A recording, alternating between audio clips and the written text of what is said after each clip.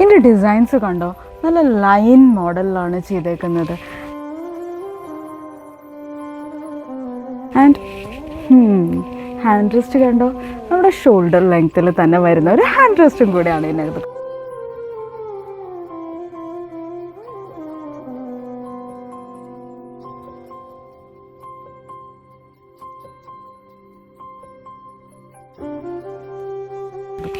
പിന്നെ എന്താ soft fabric, അച്ചോ എനിക്ക് ഭയങ്കര ഇഷ്ടമായി. എന്താ സോഫ്റ്റിൻ്റെ ഫാബ്രിക്.